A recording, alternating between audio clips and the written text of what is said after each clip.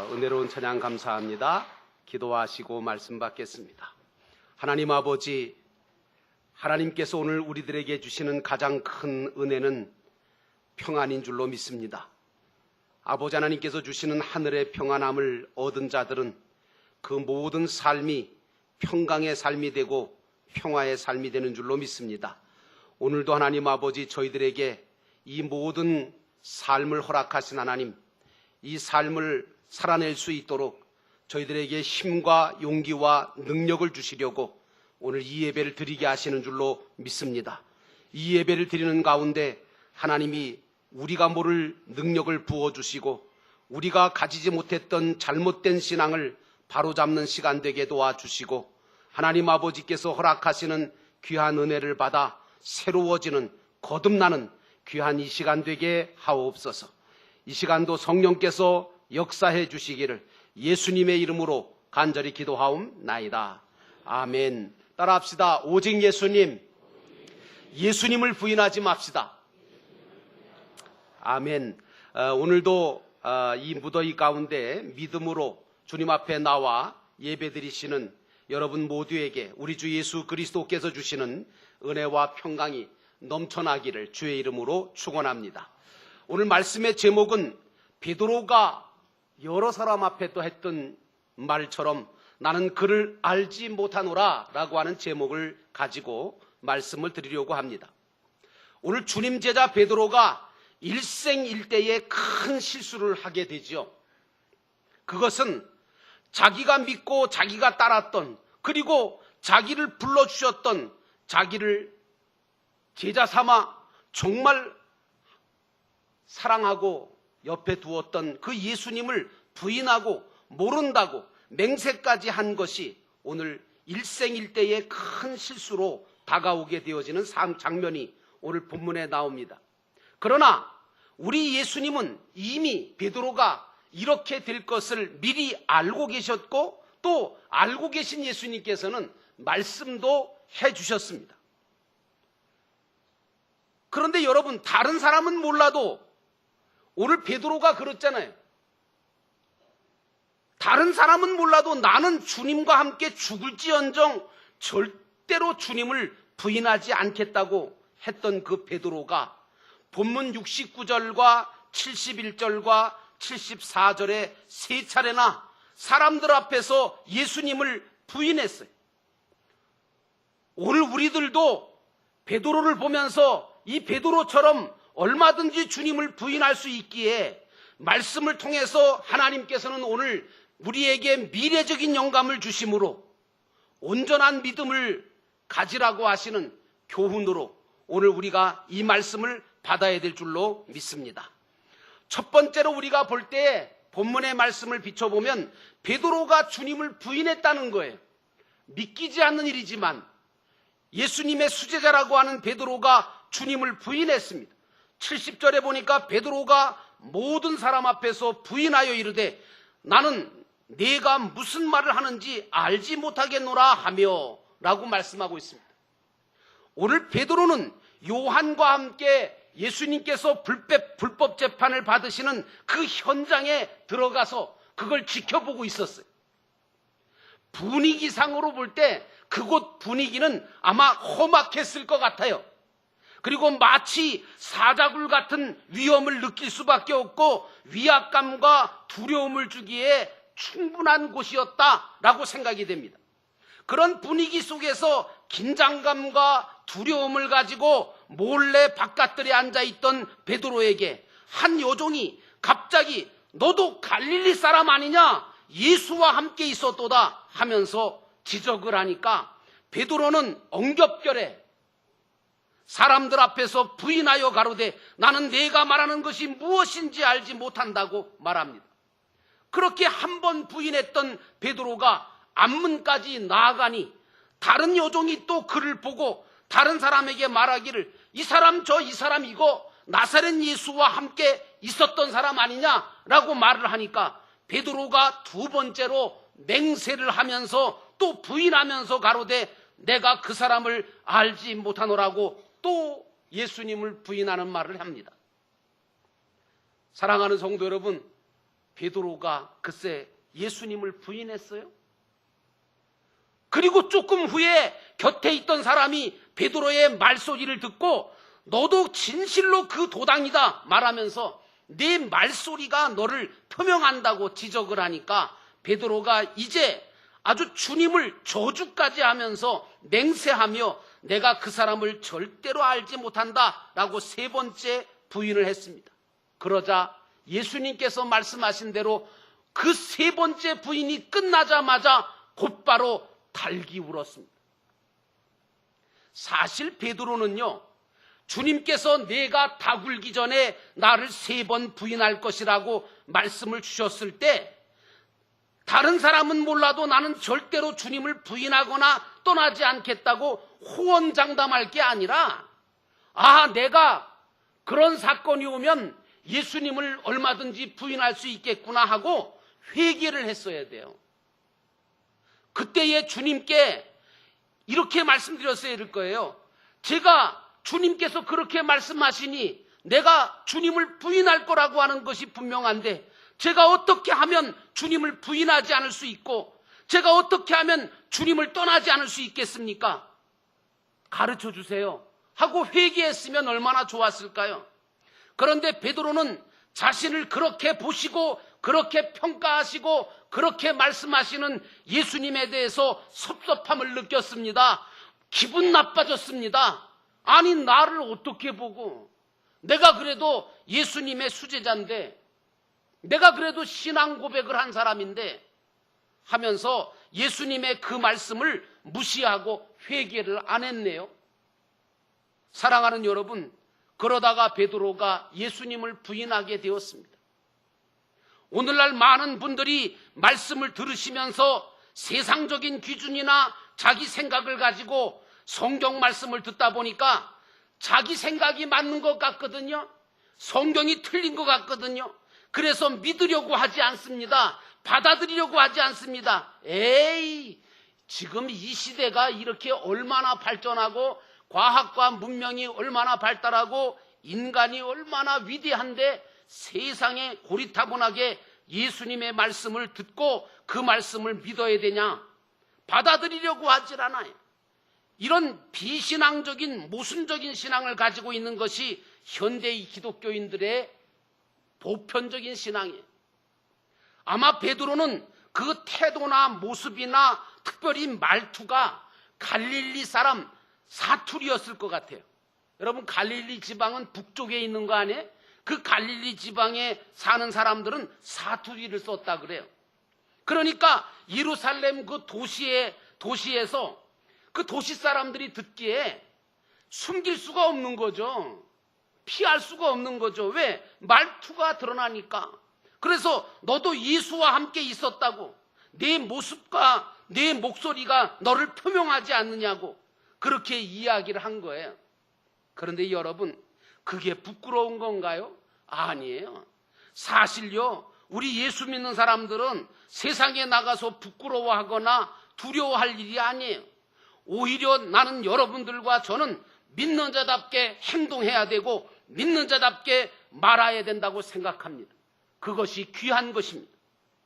누가 보든지 누가 듣든지 저 사람은 우리와는 태도나 삶의 모습이나 말하는 것이 다르다는 이야기를 좀 들으셔야 돼요. 네?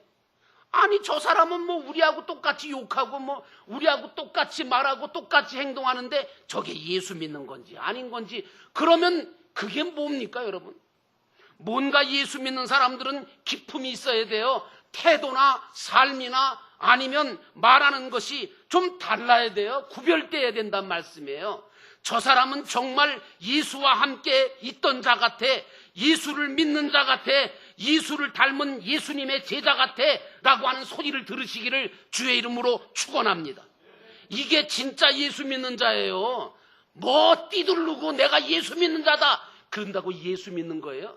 아니에요 여러분.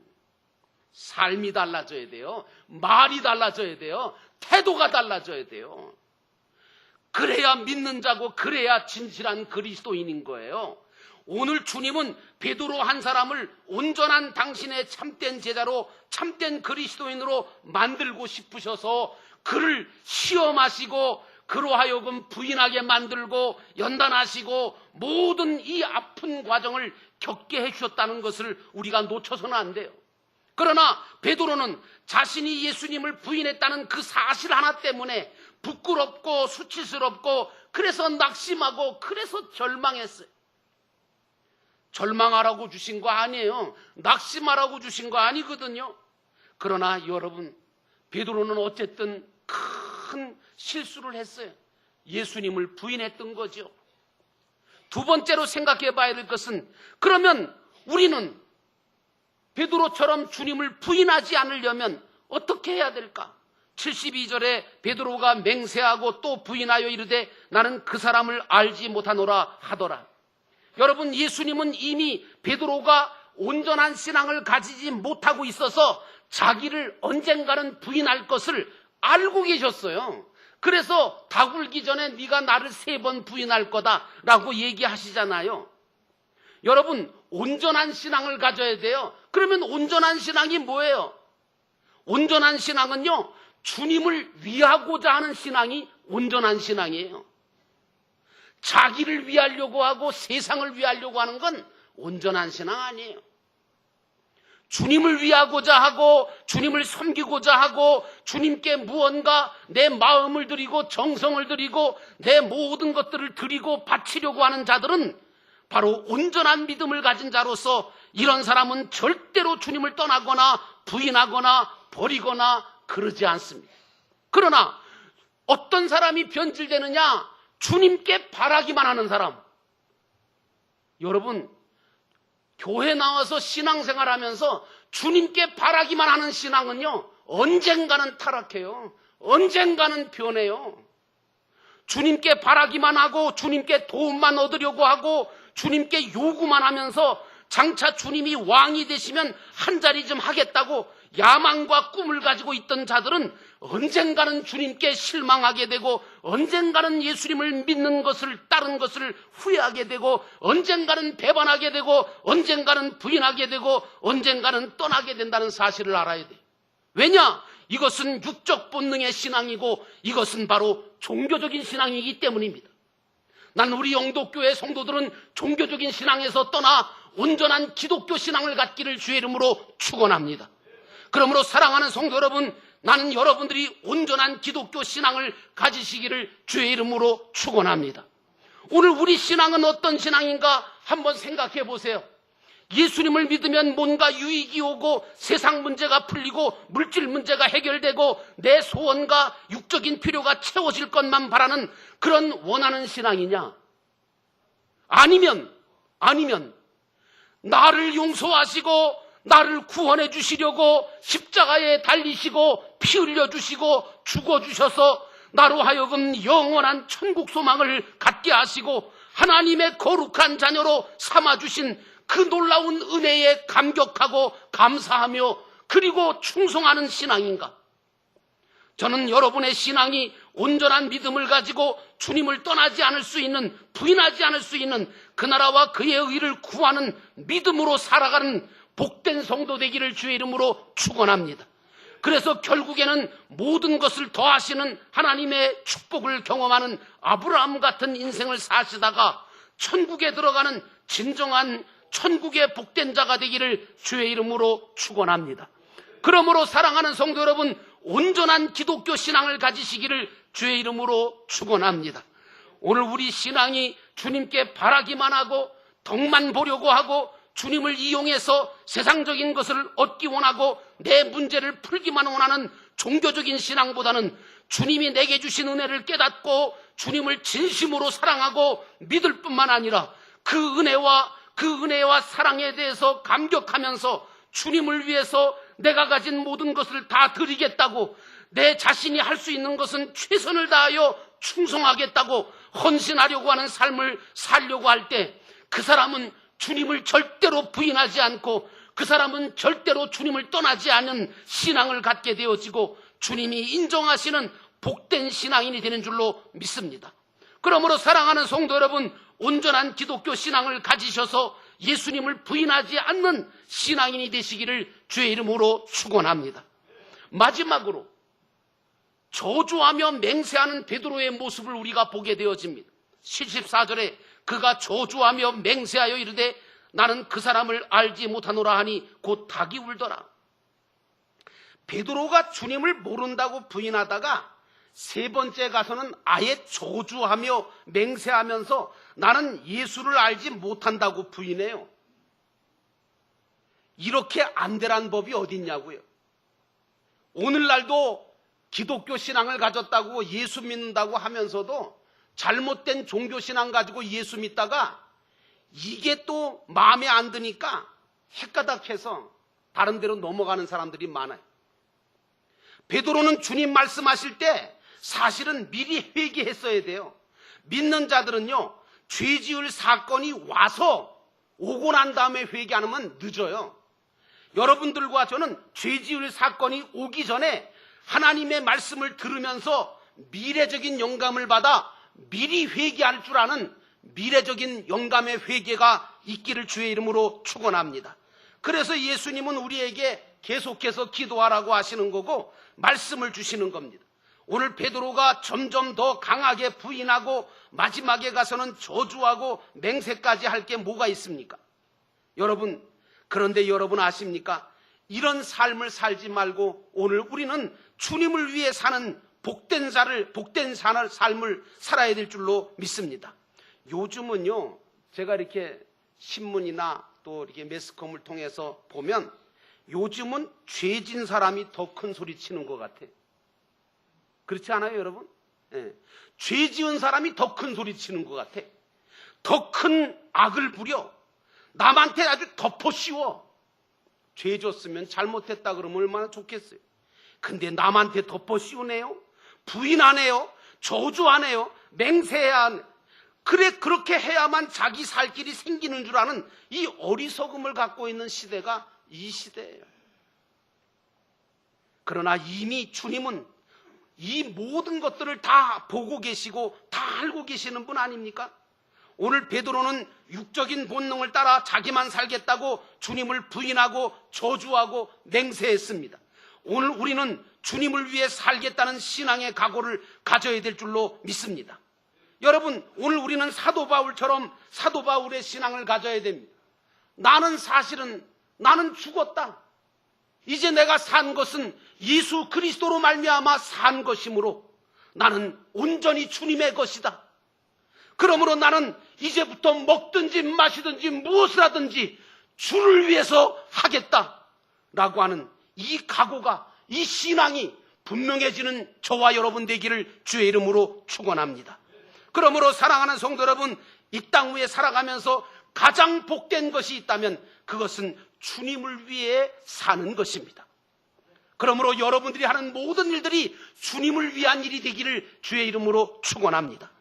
주님을 잘 믿고 따른다던 베드로가 예수님을 강하게 부인하고 맹세하고 저주한다는 게 이게 이해가 안 돼요. 저도 예수님을 향해 주님이라고 그리스도라고 고백했던 베드로가 어떻게 주님을 저주하고 모른다고 맹세까지 하느냐, 그런 얘기. 그런데 여러분, 이 세대를 본받지 말라고 하시는 로마서의 말씀처럼 이 세대가 또 그런 세대 아닙니까? 자기에게 사랑을 준 부모와 자기에게 은혜를 베푼 스승을 거역하고 배신하는 시대가 이 시대 아닙니까? 주님께 사랑과 은혜를 많이 받은 자들이 오히려 주님을 배반하고 주님을 부인하고 주님을 떠나는 시대가 이 시대입니다. 그래서 여러분 아시는 것처럼 어떤 자들은 이단에 넘어가서 예수를 부인하고 있고 기독교를 손가락질하고 있잖아요. 과거에 나도 교회를 다녔다는 둥, 나도 과거에는 집사였고 권사였고 장로였다는 둥, 그러면서 예수를 부인하고 있습니다. 여러분, 이제 우리는 올바른 신앙을 가질 필요가 있습니다. 그래서 어떤 경우라도 주님을 부인하거나 배반하지 않도록 우리의 믿음을 온전히 세워야 될 줄로 믿습니다. 내가 주님을 베드로처럼 부인했어도 주님은 나를 끝까지 버리지 않으십니다. 그리고 회개할 기회를 다시금 주시고 용서할 기회를, 용서받을 기회를 우리에게 또 허락하시는 것이 우리 주님이신 줄로 믿습니다. 그러므로 사랑하는 여러분, 주님은 오늘 베드로를 위해 닭을 마련하고 그리고 울게 만드신 거예요. 믿으실지 모르겠는데 오늘 이 강대상에선 이 목사가 닭이에요. 그리고 이 목사가 하는 설교가 바로 닭 울음소리인 줄 아세요? 여기서 들리는 닭 울음소리를 들으시고 오늘 베드로가 정말 주님 앞에서 통곡했던 것처럼 베드로는 닭 울음소리에 주님의 말씀이 생각나서 밖에 나가서 심히 통곡하며 회개했다고 그랬습니다. 여러분, 회개는 저주가 아닙니다. 회개는 은혜고 회개는 축복을 문을 여는 그런 귀한 기회인 줄로 믿습니다. 나중에 우리 주님께서는 이렇게 통곡하고 회개하고 그리고 정말 낙심했던 그 베드로를 부활하신 주님은 끝까지 찾아가셔서 그를 놓지 아니하시고 다시금 사랑을 회복시키시고 다시금 그에게 사명을 주셔서 일어서게 하시고 위대한 전도자, 위대한 하나님의 사람으로 세워주시지 않았습니까? 그러므로 사랑하는 성도 여러분, 주님의 말씀을 듣고 내 신앙이 온전하지 못하다면 온전한 신앙으로 바꾸시기를 바라고, 이 말씀을 듣고 회개하고 주님을 위해 사는 복된 베드로가 되셔서 하늘의 별들이, 그리고 정말 해와 같이 빛나고 달과 같이 빛나고 별과 같이 빛날 수 있는 하늘의 복을 받는 베드로들이 되시기를 주님의 이름으로 축원합니다. 기도하겠습니다. 우리 함께 기도하실 때, 주여, 나는 그를 알지 못한다고 했던 베드로의 모습 속에서 우리의 모습을 발견합니다. 우리의 믿음이 온전한 믿음이 아니라 그저 종교적인 믿음이고, 하나님 주님께 무조건 원하고 바라고, 그리고 정말 주님을 이용해서라도 내 욕심을 채우고 내 소원을 채우겠다고 했던 어리석은 신앙 이제 버리게 하시고, 주님이 나를 얼마나 사랑하셨는지, 나를 위해서 행하신 그 일들이 얼마나 큰 일이고 큰 은혜인지 우리가 바로 깨닫게 도와주시고, 그 은혜와 그 사랑에 감격해서 신앙생활하는 온전한 믿음 생활하게 도와주시옵소서. 하나님 아버지, 그래서 언제 어느 때 무슨 일이 있어도 나는 그를 알지 못하노라 하지 않고, 나는 그분을 안다고, 나는 그분을 믿는다고 고백할 수 있는 믿음의 대장부가 되게 하옵소서. 잠깐 동안이지만 우리 함께 기도하겠습니다.